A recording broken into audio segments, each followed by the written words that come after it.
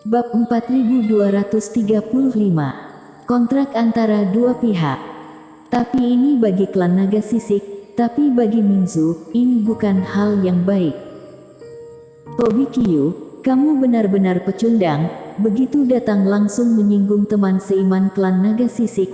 Apa yang akan kamu lakukan, membiarkan Mingzu kehilangan kesempatan saat ini? Sambil memikirkan hal ini, terdengar suara langkah kaki di depannya, diikuti teguran keras. Suara ini, Eric Kin tidak perlu mengangkat kepala sudah tahu, itu adalah Tetua Cui yang menyebalkan. Tetua Cui, kamu yang membuat kontrak dengan klan naga sisik. Eric Kin memandang Tetua Cui dan Kenny Gu yang berjalan mendekat, lalu berkata dengan dingin. Orang ini di puncak bintang sebelumnya, tidak tahu diri, menghubungi klan naga sisik dan di sini pun dia masih tidak berubah. Memangnya kenapa kalau aku? Tetua Cui mendengus dingin. Kenapa? Apakah kamu masih ingin membatalkan keputusanku? Memangnya kenapa jika dibatalkan? Eric Kin berkata. Hahaha. Tetua Cui mengangkat dagunya dan tidak bisa menahan tawa, ekspresinya sarkasme. Tobi, sadarlah, ini bukan puncak bintang, kamu tidak lagi memenuhi syarat untuk menurunkanku, jangan lupa, aku adalah Tetua Mingzu dan kamu bukan lagi pejuang kebanggaan nomor 1. Keputusan yang aku buat, hanya Tuan Istana yang berhak membatalkannya, kamu punya hak apa untuk membicarakan ini? Selain itu, kontrak itu menjamin kepentingan terbaik Mingzu. Aku benar-benar memikirkan Mingzu. Kamu membiarkan kultivator Mingzu memasuki istana waktu satu batang dupa setelah klan naga sisik, apakah itu hal yang baik? Eric Kin berkata. Tentu saja, meskipun lebih lambat dari kultivator klan naga sisik, tapi itu lebih awal dari kultivator lainnya. Tetua Cui berkata dengan lugas. Dan istana ini hanyalah penampakan. Siapapun dapat melihat area yang benar-benar berharga adalah istana bawah tanah di bawahnya. Berapa banyak yang dapat dijelajahi oleh para kultivator klan naga sisik ini dalam waktu satu batang dupa? Selama kita tidak bersaing dengan klan naga sisik, selama kita menang dari Shen Zhou, kita adalah yang nomor 2. Memiliki kesempatan untuk menjadi nomor 1, malah dilepaskan dan memilih posisi kedua. Aku benar-benar belajar banyak, Eric Kin berkata. Hehe, Tobi, jangan berpikir masalah ini adalah kehendakku sendiri. Tetua Jing juga setuju denganku, karena ini adalah keputusan yang baik untuk kami. Hal ini tidak dapat diubah. Jangan melakukan usaha yang sia-sia. Jika tidak, aku tidak akan pernah memaafkanmu. Derek Jing, kamu bicara baik-baik dengan bocah ini. Bicara tentang ini, Tetua Cui dengan bangga keluar. Saat ini, dia berada di atas angin, akhirnya mendapatkan kembali reputasi yang sebelumnya dihancurkan oleh Eric Kin di puncak bintang. Tetua Jing, kamu juga setuju? Eric Kin sedikit terkejut, menoleh ke samping, melihat Derek Jing yang terlihat sedikit kaku. Saat aku datang, Tetua Cui sudah berdiskusi dengan klan naga sisik, aku juga merasa sepadan, jadi aku tidak berbicara. Tetua Jing berkata dengan canggung. Tapi kamu tidak menolak, menurutmu Tetua Cui benar? Eric Kin menggelengkan kepalanya dan berkata. Tak disangka, kali ini Tetua Jing juga menganggap tindakan Tetua Cui benar. Teman seiman Kyu, jujur saja, aku merasa begitu. Tetua Jing memandang Eric Kin dengan tatapan rumit. Sampai sekarang, dirinya tidak tahu nama asli Eric Kin, atau bahkan nama belakangnya.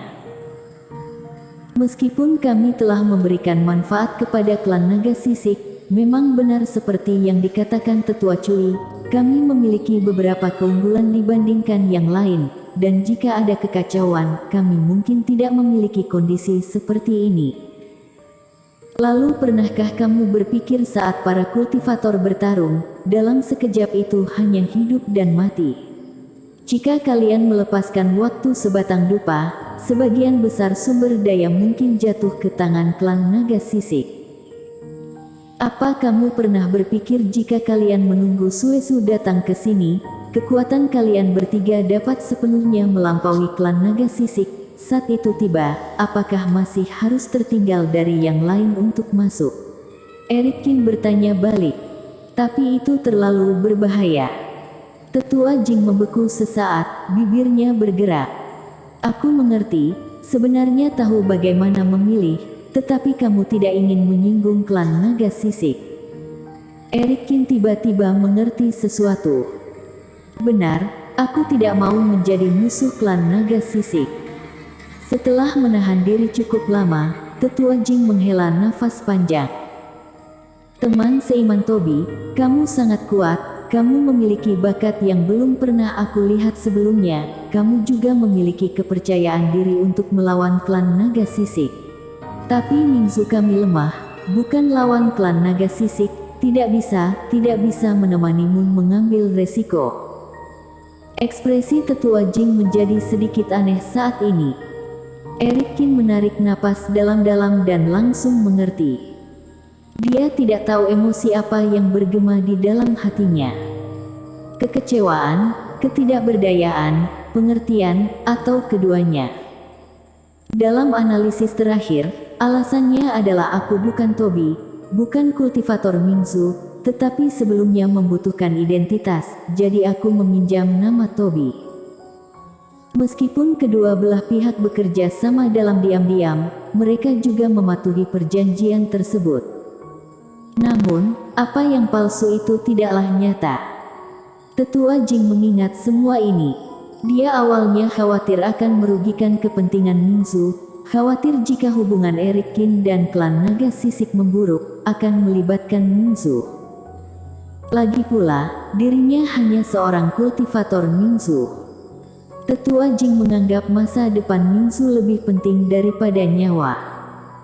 Namun, aku tidak pernah berpikir untuk memanfaatkan Mingzu, Riko Zeng dan lainnya. Bagaimana aku bisa memperlakukan mereka sebagai pion?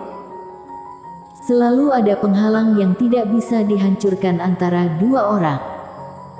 Teman seiman, sebenarnya perkataan Tetua Cui ada benarnya. Waktu sebatang dupa akan segera berlalu. Meskipun itu kamu juga tidak perlu menemui jalan buntu dengan pihak lawan. Melihat Erikin tetap diam, dalam hatinya sudah tahu bahwa dia mungkin salah bicara. Tetua Jing membujuknya lagi. Erikin menggelengkan kepalanya. Dia tidak mengatakan apa-apa lagi, karena tidak ada artinya lagi. Tobi, Tetua Jing sudah selesai bicara denganmu. Aku ingat formasimu kuat, formasi besar ini perlu diperkuat lagi. Kamu ikut teman klan naga sisik pergi bersama. Dan pada saat ini, Tetua Cui kembali lagi, memberi perintah kepada Erikin dengan wajah dingin. Kamu benar-benar beruntung. Aku sudah selesai menegosiasikan kontrak, dan kamu hanya perlu berusaha sedikit untuk menikmatinya. Tetua Cui langsung mendengus setelah selesai berbicara. Perkuat formasi dan nikmati manfaatnya. Erikin tertawa. Diri sendiri melihat formasi ini terasa sangat konyol, ingin sekali langsung menghancurkannya dan kamu malah meminta aku memperkuatnya. Setelah diperkuat, apakah akan menambah jaminan bagi klan naga sisik untuk mendapatkan kekuatan suci? Maaf, aku sebelumnya sudah berjanji bahwa aku akan memberikan penjelasan kepada Suezu dan pelatihan tanpa partai di luar. Setelah selesai berbicara, Erikin mengabaikan pihak lawan dan langsung pergi keluar formasi. Kamu bajingan, aku memerintahkan kamu untuk segera pergi. Tetua Cui sedikit marah dan segera mengikuti. Tetua Jing tiba-tiba merasakan jantungnya berdetak kencang, dia merasakan firasat dan segera mengikuti. Erikin dengan cepat keluar dari formasi. Mata si Erikin dan yang lainnya juga melihat ke sana dalam sekejap. Semua orang menunggu tanggapan Erikin. Tobi, kamu sekarang seharusnya sudah bisa membedakan antara kerabat dan orang luar, kan? Tetua berambut putih klan naga sisik melirik Eric King dengan tenang. Karena kamu adalah seorang kultivator Mingzu, kamu harus mematuhi keputusan Mingzu. Klan naga sisik kami adalah salah satu pihak aliansi, dan mereka yang ingin menerobos masuk adalah musuhmu, tetua berambut putih itu berkata. Karena aku seorang kultivator Mingzu, jadi aku harus mematuhi posisi Mingzu, kan? Eric King berkata sambil tersenyum ringan. Bersambung.